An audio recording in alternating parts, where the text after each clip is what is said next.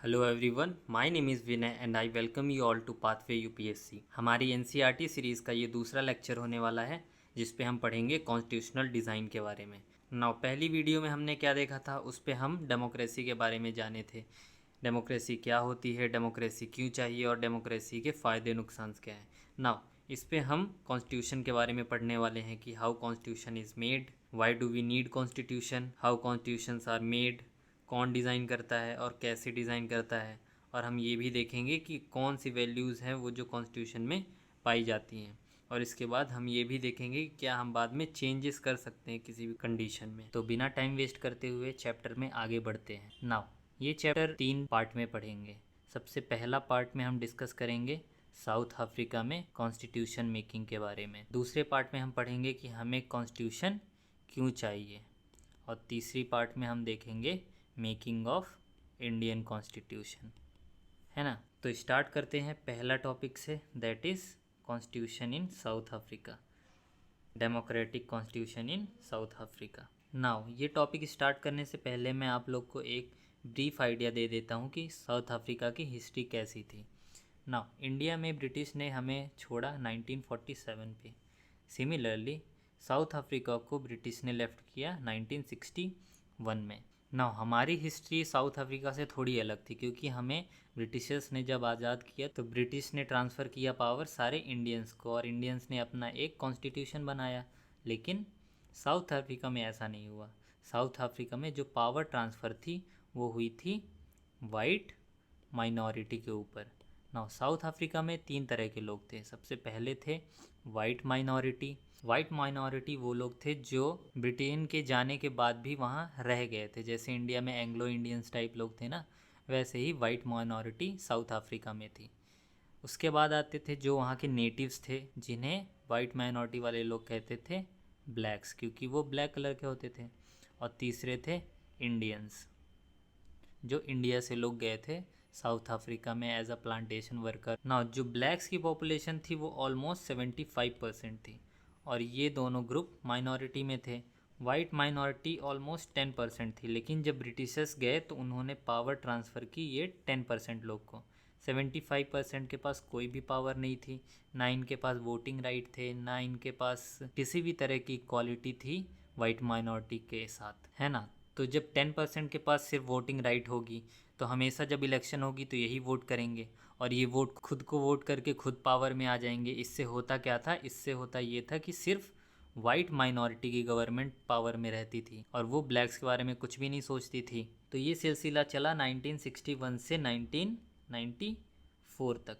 1994 में क्या हुआ, वाइट माइनॉरिटी जो गवर्नमेंट थी वो समझ गई थी कि ज़्यादा दिन तक हम ब्लैक्स को दबा के नहीं रख सकते, इसीलिए वो कॉम्प्रोमाइज़ कर लेते हैं ब्लैक्स के साथ और एक नया कॉन्स्टिट्यूशन बना देते हैं। कॉन्स्टिट्यूशन तो 1961 में भी बना था जब ब्रिटेन लेफ्ट किया था, लेकिन वो कॉन्स्टिट्यूशन एकदम बायस्ड था। वो सिर्फ वाइट माइनॉरिटी को प्रेफरेंस दे रहा था और ब्लैक्स को एकदम इग्नोर कर रहा था। तो इस चैप्टर में हम यही पढ़ेंगे कि ब्रिटेन के जाने के बाद कॉन्स्टिट्यूशन बनने तक का सफ़र साउथ अफ्रीका ने कैसे पार किया। तो चैप्टर स्टार्ट करते हैं। चैप्टर स्टार्ट होता है नेल्सन मंडेला के एक कोट से। नेल्सन मंडेला एक इंपॉर्टेंट फिगर हो जाते हैं साउथ अफ्रीका में। जैसे इंडिया में गांधी हैं, वैसे ही साउथ अफ्रीका में नेल्सन मंडेला है, जिन्होंने अंग्रेजों के खिलाफ बहुत लड़ाइयाँ लड़ी।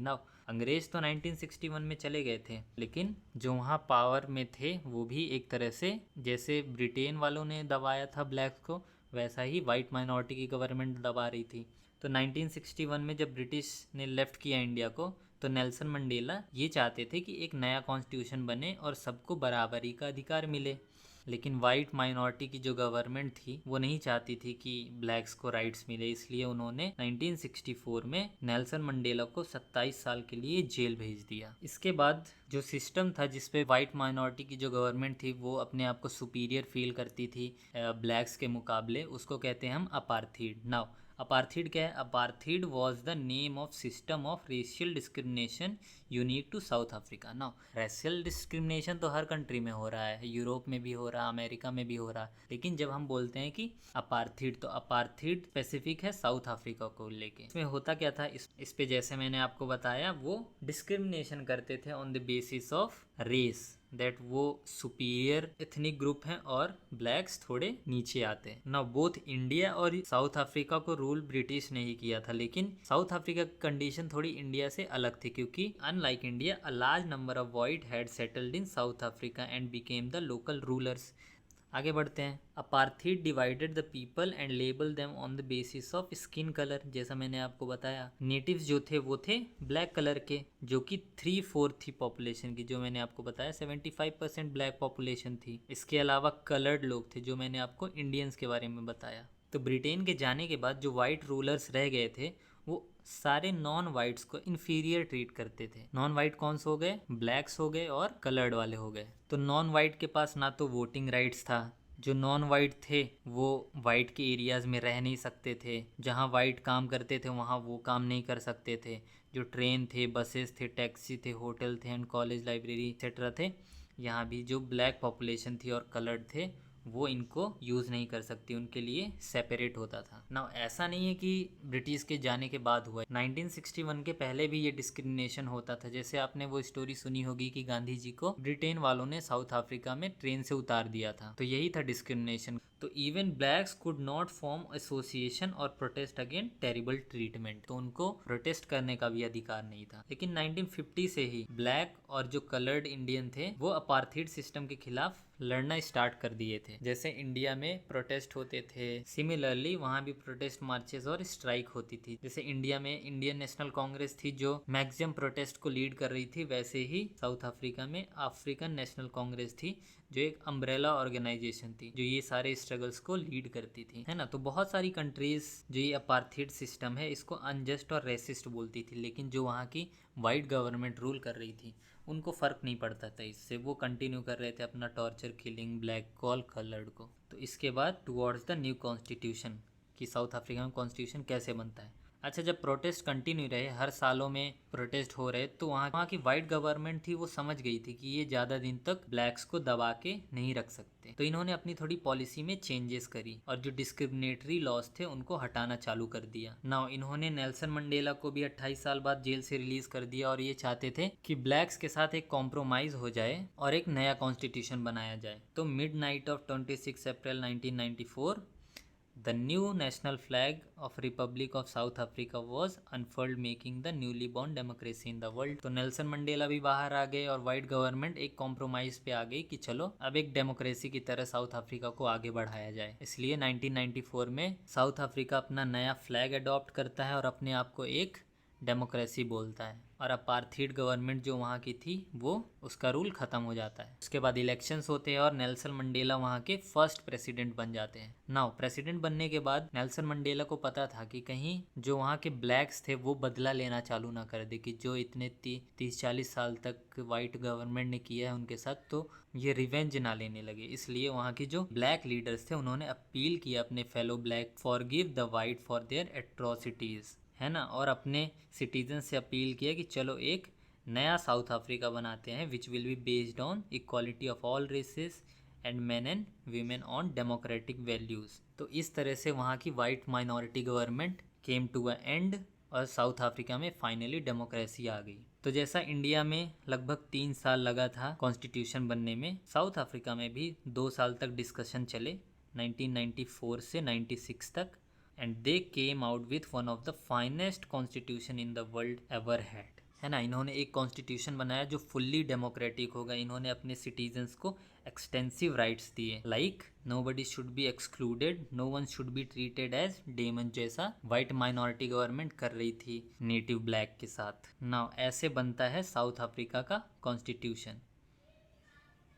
नाउ साउथ अफ्रीका जो जाना जाता था मोस्ट अनडेमोक्रेटिक वन, अब वो एक मॉडल ऑफ डेमोक्रेसी बन चुका है 1996 में, जब उसका एक नया कॉन्स्टिट्यूशन आ गया, है ना। नेल्सन मंडेला ने अपने कॉन्स्टिट्यूशन के बारे में थोड़ी यहाँ तारीफ करी है, वो आप पढ़ लेना, इंपॉर्टेंट नहीं है। नाउ सेकेंड पॉइंट जो अब हम पढ़ने वाले हैं वो है why do we need a constitution, है ना। सबसे पहले हमने क्या पढ़ा, साउथ अफ्रीका में कॉन्स्टिट्यूशन कैसे आया। नाउ अब हम पढ़ेंगे why do we need a constitution, और आखिरी में हम पढ़ेंगे making of Indian Constitution.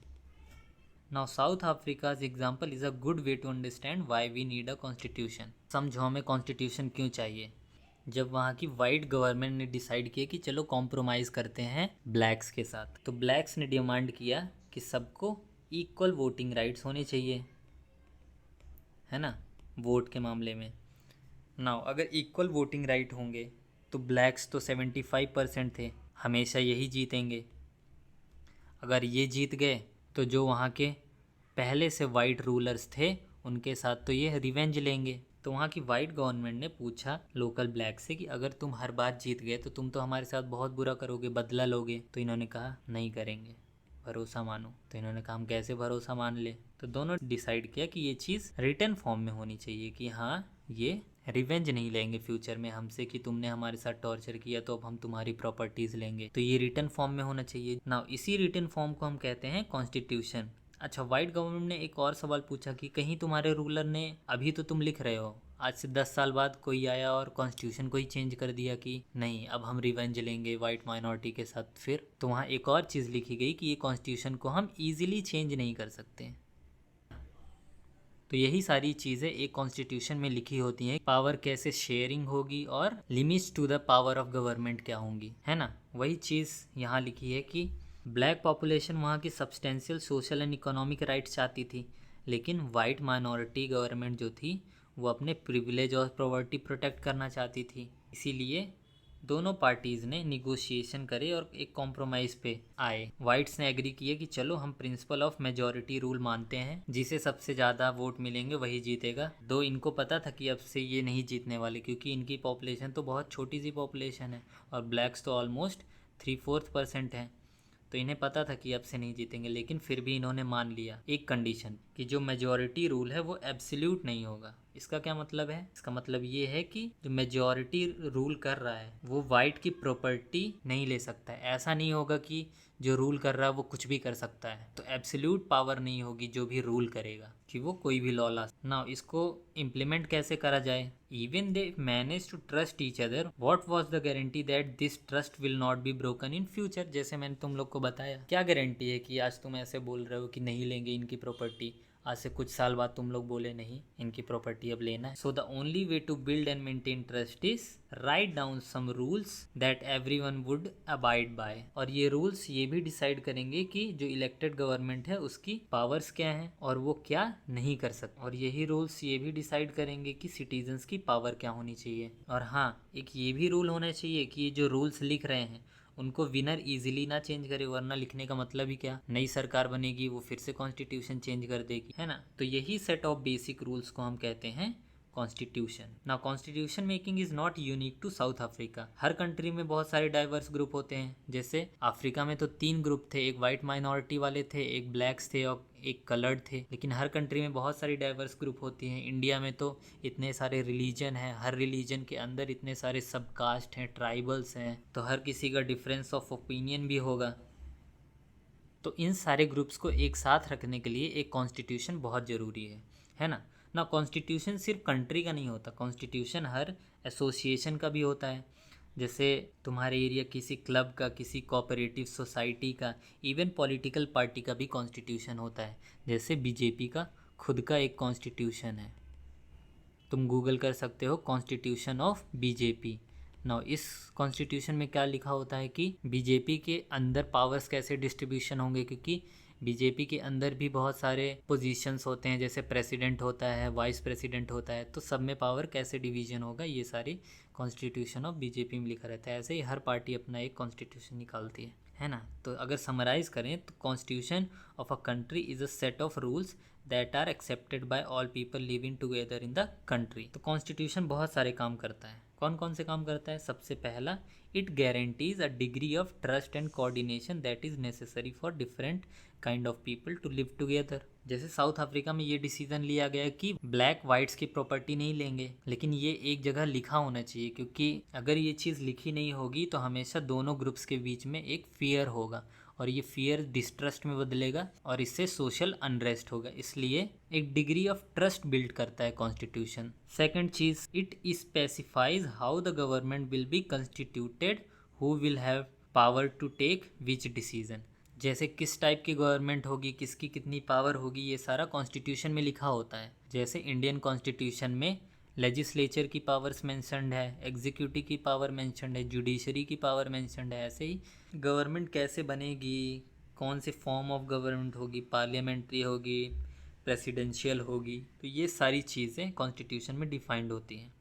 Now तीसरी चीज़, it lays down limits on power of government. तो कॉन्स्टिट्यूशन गवर्नमेंट पे लिमिट्स भी लगाता है कि तुम ये चीज़ नहीं कर सकते। इसका मतलब ये है कि जो इलेक्टेड गवर्नमेंट है उनको कॉन्स्टिट्यूशन के अंदर रह के ही काम करना पड़ेगा। जैसे गवर्नमेंट ये नहीं कर सकती कि दो लोगों को डिस्क्रिमिनेट करे on the basis of race, religion, caste, sex, place of birth etcetera. जैसे साउथ अफ्रीका की कॉन्स्टिट्यूशन में उन्होंने लिखा कि जो इलेक्टेड गवर्नमेंट होगी वो माइनॉरिटी की प्रॉपर्टी नहीं लेगी। नाउ अगर ब्लैक सब इलेक्ट भी होंगे, जो वहाँ के वाइट लोग हैं उनकी प्रॉपर्टी को हाथ नहीं लगा सकते। नाउ फोर्थ पॉइंट जो है वो है it expresses the aspirations of people about creating a good society. Constitution में ये भी लिखा होता है कि लोगों की एस्पिरेशन क्या है, वो उस कंट्री की सोसाइटी को कैसा बनाना चाहते हैं। जैसे इंडियन कॉन्स्टिट्यूशन में क्या मेंशन्ड है कि जस्टिस, लिबर्टी, इक्वालिटी, फ्रेटर्निटी, कि हम चाहते हैं कि इंडियन सोसाइटी ऐसी फ्यूचर में दिखे जिसमें लोग इक्वल हों, लोगों के पास लिबर्टी हो, भाईचारा हो आपस में, है ना। तो ये सारे जो एस्पिरेशंस हैं वो भी कॉन्स्टिट्यूशन में लिखे होते हैं। अच्छा, एक बहुत इंपॉर्टेंट चीज़ है कि हर कंट्री का कॉन्स्टिट्यूशन होता है, लेकिन वो कंट्री जरूरी नहीं कि डेमोक्रेटिक हो। जैसे नॉर्थ कोरिया का भी कॉन्स्टिट्यूशन है, लेकिन नॉर्थ कोरिया डेमोक्रेटिक है? बिल्कुल नहीं है, नॉर्थ कोरिया डेमोक्रेटिक नहीं है। लेकिन जो कंट्री डेमोक्रेटिक है उनके पास constitution is must. Now must क्यों है? क्योंकि एक डेमोक्रेसी में बहुत सारे ग्रुप्स होते हैं, तो हर ग्रुप अपने आप को एक्सक्लूडेड ना पाए, इसलिए उनका मेंशन होता है कॉन्स्टिट्यूशन में। इसलिए एक डेमोक्रेसी में कॉन्स्टिट्यूशन इज मस्ट। अमेरिका में वॉर ऑफ इंडिपेंडेंस हुई थी जो ब्रिटेन के अगेंस्ट थी। उसके बाद अमेरिकन्स ने खुद को एक कॉन्स्टिट्यूशन दिया था। फ्रेंच रिवॉल्यूशन के बाद उन्होंने खुद को एक कॉन्स्टिट्यूशन दिया था, है ना। तो ये सारी डेमोक्रेसीज जब खुद को कॉन्स्टिट्यूशन देने लगी तो ये एक कॉमन प्रैक्टिस बन गई कि all democracies have a written constitution. Now आगे बढ़ते हैं। अब हम इस चैप्टर का थर्ड पार्ट पढ़ेंगे जो है making of Indian constitution. Now Africa के जैसे ही इंडिया का भी कॉन्स्टिट्यूशन बहुत डिफिकल्ट सर्कमस्टांसेस में बना, क्योंकि इंडिया एक बहुत ही डाइवर्स कंट्री है। साउथ अफ्रीका तो एक छोटी सी कंट्री है, लेकिन इंडिया एक बहुत ही ह्यूज एंड डाइवर्स कंट्री। और उससे भी बड़ी बात, जब इंडिया को फ्रीडम मिली तब इंडिया में पार्टीशन हुआ था। पार्टीशन की वजह से क्या हुआ था, level of trust between different groups वो बहुत कम हो गया। ऐसे में एक कॉन्स्टिट्यूशन बनाना बहुत ही चैलेंजिंग था इंडिया के लिए। पार्टीशन में कम से कम 10 लाख लोग मरे थे दोनों साइड से बॉर्डर के। और इसके अलावा इंडिया में जब ब्रिटिश छोड़ के गए तो वहाँ प्रिंसली स्टेट्स भी थे। जैसे आपको पता होगा कि सरदार वल्लभ भाई पटेल ने 543 प्रिंसली स्टेट्स को यूनाइट किया था, है ना। क्योंकि ये प्रिंसली स्टेट्स को भी मर्ज करना एक बहुत ही डिफिकल्ट टास्क था। तो जब इतने सारे डाइवर्स ग्रुप में, आज लगता है कि कॉन्स्टिट्यूशन इजीली बन गया था, लेकिन उस टाइम जब इतनी सारी दिक्कतें थी, कॉन्स्टिट्यूशन मेकर्स को बहुत सारी एंजाइटी थी कि क्या ये कॉन्स्टिट्यूशन चल भी पाएगा ना। अब देखते हैं कि path to the constitution, constitution कैसे बना था इंडिया का। नाउ साइड में यहाँ बहुत सारे फ्रीडम फाइटर्स के नाम है, वो आप पढ़ लेना। अच्छा, इतनी सारी डिफिकल्टीज के बाद भी इंडिया में एक बड़ा एडवांटेज ये था कि इंडिया को पता था कि आज़ादी के बाद what a democratic India should look like. ये सारा कॉन्सेंसस फ्रीडम स्ट्रगल के दौरान ही बन गया था। इतने लंबे फ्रीडम स्ट्रगल और प्रोटेस्ट के बाद इंडिया को पता था कि जब फ्यूचर में इंडिया को आज़ादी मिलेगी तो इंडिया को कौन कौन से राइट्स अपने सिटीजन को देने हैं, है ना। स्टार्टिंग ऑफ कॉन्स्टिट्यूशन मेकिंग होती है 1928 में। आपने अगर मॉडर्न हिस्ट्री में पढ़ा होगा तो मोतीलाल नेहरू ने एक नेहरू रिपोर्ट सबमिट करी थी 1928 में। क्यों? क्योंकि ब्रिटिश बोलते थे कि इंडियंस खुद से एक कॉन्स्टिट्यूशन नहीं बना सकते, इसलिए हम उन्हें बना के देंगे। साइमन कमीशन जब आया था, इसलिए मोतीलाल नेहरू और बाकी मेंबर्स ने एक मिनी कॉन्स्टिट्यूशन खुद को दिया था। इस कॉन्स्टिट्यूशन में था क्या? इस कॉन्स्टिट्यूशन में था कि हम अपने सिटीजन्स को यूनिवर्सल एडल्ट फ्रेंचाइज देंगे, इनको फ्रीडम एंड इक्वालिटी देंगे, माइनॉरिटी के राइट्स को प्रोटेक्ट करेंगे, है ना। तो ये सारे जो बेसिक राइट्स थे वो नेहरू रिपोर्ट में दिए गए थे। और ये सारी चीज़ें कॉन्स्टिट्यूएंट असेंबली के बहुत पहले थी ना। कॉन्स्टिट्यूएंट असेंबली जैसा आपको पता था, इसी ने कॉन्स्टिट्यूशन को, जो आज प्रेजेंट डे हमारा कॉन्स्टिट्यूशन है, वो कॉन्स्टिट्यूएंट असेंबली ने बनाया था। आगे बढ़ते हैं।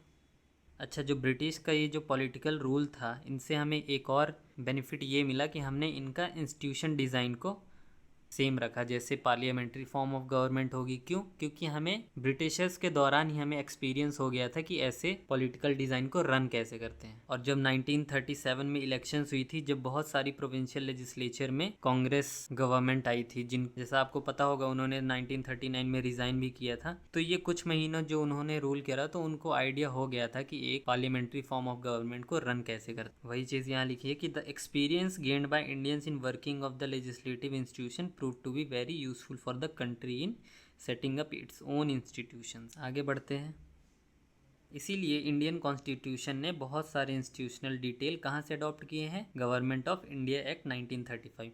नाउ ये एक बहुत ही इंपॉर्टेंट एक्ट था, क्योंकि मोस्ट ऑफ द कॉन्स्टिट्यूशन के प्रोविज़न इसी एक्ट से लिए गए और बहुत सारे इंस्पायर हुए हैं दूसरी कंट्रीज़ के कॉन्स्टिट्यूशन से। जैसे DPSP आपको पता होगा आयरिश कॉन्स्टिट्यूशन से लाया गया था। फंडामेंटल ड्यूटीज़ हमने सोवियत यूनियन के कॉन्स्टिट्यूशन से लिया था। ऐसे ही हमारा most of the constitution based है किसमें? 1935 के एक्ट, है ना। Many of our leaders were inspired by ideals of French revolution, justice, liberty and fraternity, जो उन्होंने प्रीएम्बल में डाला।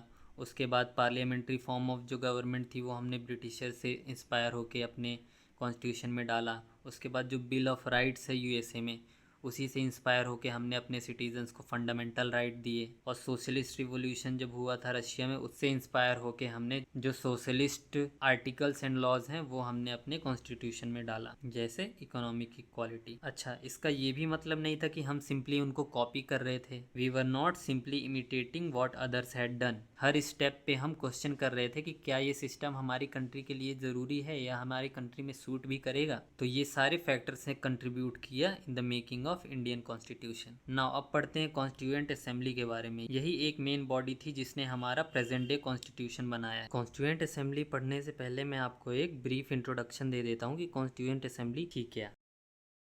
जब 1946 में कैबिनेट मिशन प्लान आया था, अगर आपने मॉडर्न हिस्ट्री में पढ़ा होगा, तो ब्रिटिशर्स समझ गए थे 1946 तक कि ज़्यादा दिन तक हम इंडियंस को और गुलाम बना के नहीं रख सकते, इसीलिए उन्होंने कैबिनेट मिशन प्लान भेजा। नाउ इस कैबिनेट मिशन प्लान ने एक कॉन्स्टिट्यूएंट असेंबली का फॉर्मेशन किया और कहा कि ये कॉन्स्टिट्यूएंट असेंबली बनाएगी कॉन्स्टिट्यूशन। नाउ इसके मेंबर्स कहाँ से आए? इसके मेंबर्स आए जो पहले से प्रोविंसेस में इलेक्टेड मेंबर्स थे, उन्होंने इलेक्ट करके यहाँ मेंबर्स भेजे। ब्रिटिश प्रोविंसेस से कितने आए? 292 आए थे। प्रिंसली स्टेट से कितने आए थे? वो 93 थे। और चीफ कमिश्नर्स प्रोविंसेस से 4 लोग आए थे। नाउ ये चीफ कमिश्नर प्रोविंस ऐसा समझ लो कि यूनियन टेरिटरी टाइप था। नाउ तो टोटल 389 मेंबर कॉन्स्टिट्यूएंट असेंबली में थे। लेकिन पार्टीशन होने के बाद मुस्लिम लीग ने कॉन्स्टिट्यूएंट असेंबली छोड़ दिया था, जिसके बाद रिमेनिंग 299 मेंबर्स रह गए थे, जिन्होंने हमारा आज प्रेजेंट डे कॉन्स्टिट्यूशन बनाया है। तो drafting of document called the constitution was done by assembly of elected representatives called constituent assembly. जैसा मैंने बताया कि जो कॉन्स्टिट्यूएंट असेंबली थी वो इलेक्टेड रिप्रेजेंटेटिव से बनी। Election to constituent assembly were held in 1946। और पहली मीटिंग कब हुई थी कॉन्स्टिट्यूएंट असेंबली की?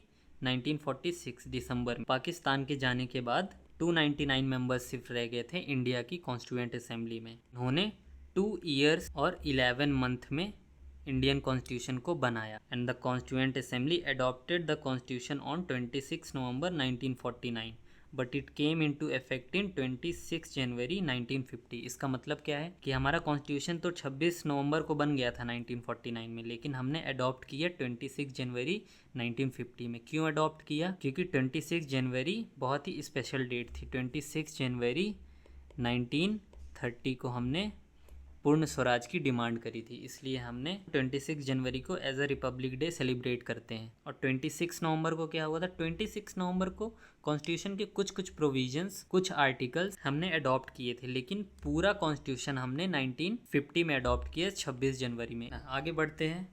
नाउ एक बड़ा सवाल है कि 70 साल पहले बने हुए कॉन्स्टिट्यूशन को हम आज भी क्यों मान रहे हैं? क्योंकि बहुत सारी कंट्रीज़ में कॉन्स्टिट्यूशन चेंज होते रहते हैं। जैसे नेपाल में आपको पता होगा 6 बार उन्होंने कॉन्स्टिट्यूशन चेंज किया, तो हम इतना पुराना कॉन्स्टिट्यूशन अभी तक हम मान भी क्यों रहे हैं? ना, पहला रीज़न जिसकी वजह से हम आज तक कॉन्स्टिट्यूशन को मान रहे हैं वो है कि कॉन्स्टिट्यूशन में सिर्फ वहाँ के मेंबर्स का व्यू नहीं था, वो उस टाइम का एक ब्रॉड कॉन्सेंसस था। ऐसा नहीं था कि कुछ मेंबर ने सोचा कि ये डालते हैं तो डाल दिया। हर एक प्रोविज़न जो कॉन्स्टिट्यूशन में आया है वो बहुत ही ज़्यादा स्क्रूटनी और डिबेट से होके गुजरा है, इसलिए वो किसी एक मेंबर का व्यू नहीं था, वो पूरे as a constituent assembly body का व्यू था। और वो चीज़ लोगों ने एक्सेप्ट की, क्योंकि बहुत सारे कॉन्स्टिट्यूशन होते हैं जहाँ कॉन्स्टिट्यूएंट असेंबली के मेंबर्स सिर्फ कॉन्स्टिट्यूशन बना देते हैं और लोगों को वो एक्सेप्टेड ही नहीं रहता, जिसकी वजह से उन्हें बार बार कॉन्स्टिट्यूशन चेंज करना पड़ता है, जैसे मैंने आपको बताया नेपाल में हुआ था। अच्छा, इंडिया में ऐसा नहीं है कि लोगों ने क्वेश्चन नहीं किया, क्वेश्चन किया है, लेकिन क्वेश्चन हमेशा किसी न किसी आर्टिकल को लेके किया है।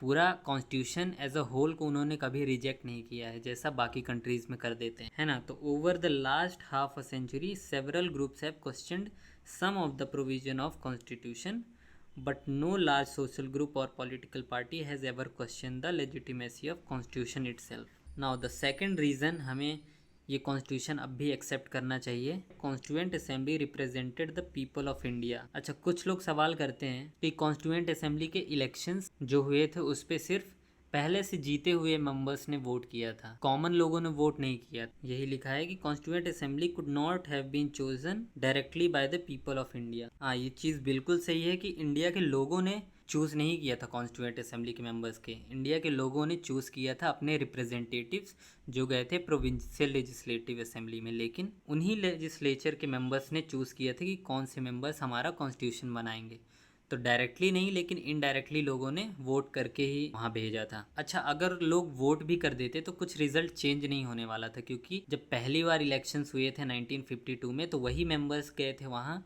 जो पहले से कॉन्स्टिट्यूएंट असेंबली के मेंबर्स थे। तो हम कह सकते हैं कि इलेक्शंस होते भी तो कोई ऐसा मेजर चेंजेस नहीं हो जाते। अच्छा, प्रोविंसेस तो पूरी इंडिया में थी और यहाँ से लोग चुन के गए थे, इसलिए fair geographical share of members from all region of the country was ensured. अच्छा, जो कॉन्स्टिट्यूएंट असेंबली थी वो मोस्टली डोमिनेट कर रही थी इंडियन नेशनल कांग्रेस से।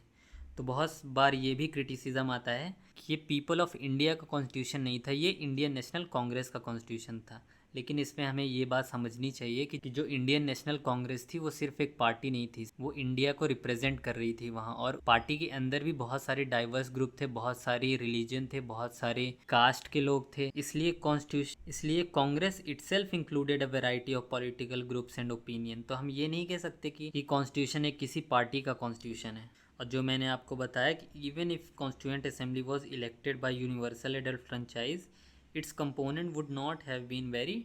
अच्छा, और सबसे बड़ी बात कि लोग अभी तक कॉन्स्टिट्यूशन को हमारे मान रहे हैं 70 साल होने के बाद भी, वो है कि the way constituent assembly worked gives sanctity to the constitution. Constituent assembly worked in a systematic open consensual manner. मतलब ऐसा नहीं कि कुछ कुछ प्रोविजंस कॉन्स्टिट्यूएंट असेंबली ने बस वहाँ डाल दिए। हर एक कॉन्स्टिट्यूशन में जो आर्टिकल है उस पर बहुत ज़्यादा डिबेट और डिस्कशंस होने के बाद ही वो वहाँ डाले गए हैं, है ना। तो यहाँ प्रोसेस लिखा है कि कॉन्स्टिट्यूशन कैसे बना था।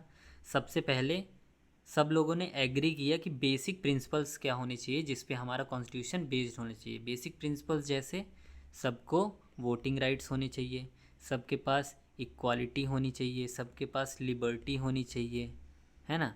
तो ये सारे जो कॉमन प्रिंसिपल्स हैं, वैल्यूज़ हैं, वो डिसाइड करें कि किस पे हमारा कॉन्स्टिट्यूशन बेस्ड होना चाहिए।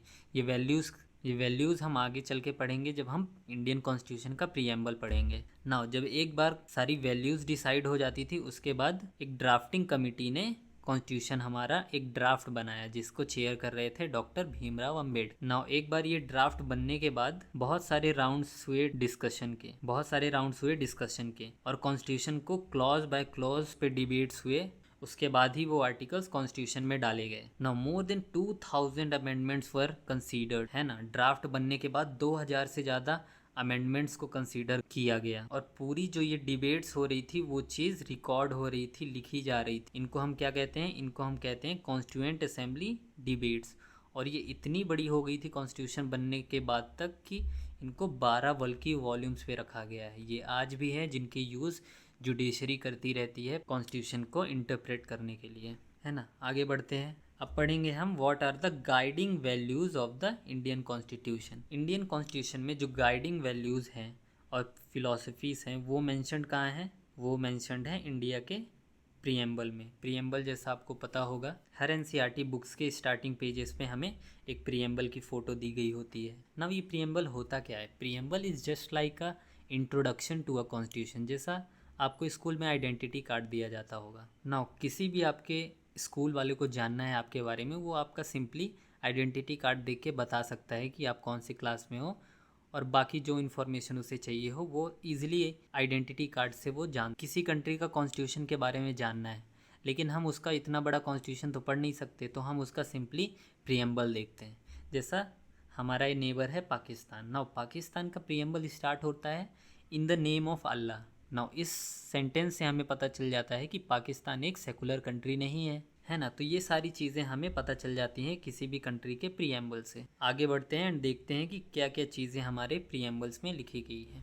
अच्छा, एक चीज़ ध्यान देने वाली है कि जो महात्मा गांधी थे, he was not the member of a constituent assembly. लेकिन बहुत सारे जो मेंबर्स थे कॉन्स्टिट्यूएंट असेंबली में, वो गांधी जी के विजन को फॉलो करते थे। दो गांधी जी मेंबर नहीं थे कॉन्स्टिट्यूएंट असेंबली के, लेकिन उनके व्यूज़ बहुत ज़्यादा इंस्पायर कर रहे थे कॉन्स्टिट्यूशन मेकर्स को। गांधी जी ने एक आर्टिकल लिखा था जिस पे उन्होंने बताया कि वो कॉन्स्टिट्यूशन के बारे में क्या सोचते हैं। जैसा उन्होंने लिखा, constitution which will release India from all thraldom and patronage. हर तरह के बाउंडेजेस से इंडिया को रिलीज़ करेगा कॉन्स्टिट्यूशन, है ना। कॉन्स्टिट्यूशन एक इफ़ेक्टिव वॉइस देगा लोगों को। There will be no high class and low class. सारी कम्युनिटी परफेक्ट हारमोनी में रहेंगी, अनटचेबिलिटी नहीं रहेगी। और and there will be no room for the intoxicating drinks and drugs. Women will enjoy the same rights as man, है ना। तो ये सारे व्यूज़ थे गांधी जी के, जिसने कॉन्स्टिट्यूशन मेकर्स को इंस्पायर किया, और इनडायरेक्टली ये सारी चीज़ें कॉन्स्टिट्यूशन में अपनी जगह बनाती हैं। नाउ गांधी जी के अलावा हमें यहाँ B.R. अम्बेडकर के व्यूज़ दिए गए हैं और पंडित जवाहरलाल नेहरू के व्यूज़ दिए गए हैं, जो आप पढ़ लेना। मुझे इम्पॉर्टेंट ये चीज़ नहीं लग रही है। हम सीधा आते हैं फ़िलॉसफी ऑफ द कॉन्स्टिट्यूशन में। नाउ जैसा मैंने आपको बताया, ये philosophies and values are embedded in the preamble of Indian constitution. Now ये प्रीएम्बल सिर्फ इंडिया में नहीं है, मैंने जैसे आपको बताया बहुत सारी कंट्रीज़ में ये प्रीएम्बल होता है। जैसे हमारा जो प्रीएम्बल हमने अपने कॉन्स्टिट्यूशन में डाला है, वो हमने इंस्पायर होकर कहाँ से डाला है, यूनाइटेड स्टेट से। नाउ यूएसए ही वो कंट्री है जिसमें पहली बार सबसे पहला प्रीएम्बल देखा गया था। ऐसे ही साउथ अफ्रीका का प्रीएम्बल यहाँ लिखा गया है, जिसमें साउथ अफ्रीका के वैल्यूज़ एंड फिलॉसफी जिस पे वो बेस्ड है वो सारे यहाँ मेंशन्ड है। हम सीधा आते हैं इंडिया के प्रीएम्बल पे। नाउ प्रीएम्बल ऑफ इंडिया एक बहुत ही इम्पॉर्टेंट पार्ट है इंडियन कॉन्स्टिट्यूशन का, इसलिए प्रीएम्बल से जनरली क्वेश्चंस यूपीएससी में हर बार पूछे जाते हैं। इसलिए मैं चाहता हूँ कि मैं प्रीएम्बल को एक अलग सी छोटी सी वीडियो बनाऊं और उस पर डिटेल में एक्सप्लेन करूं, है ना। तो चैप्टर 2 को हम एक काम करते हैं, 2 पार्ट्स पे डिवाइड करते हैं। अभी तक जो हमने पढ़ा वो पार्ट 1 है, और जो ये लास्ट पोर्शन जो हमारा चैप्टर का रह रहा है प्रीएम्बल वाला, वो हम एक छोटी सी पार्ट 2 वीडियो में कवर करेंगे। और चैप्टर से रिलेटेड कोई भी डाउट हो तो उसे कमेंट सेक्शन में ज़रूर पूछें। ये प्रीएम्बल हम नेक्स्ट वीडियो में कवर करेंगे, इसलिए इस वीडियो के बाद वो वीडियो ज़रूर देखना। तब तक के लिए हैव अ नाइस डे।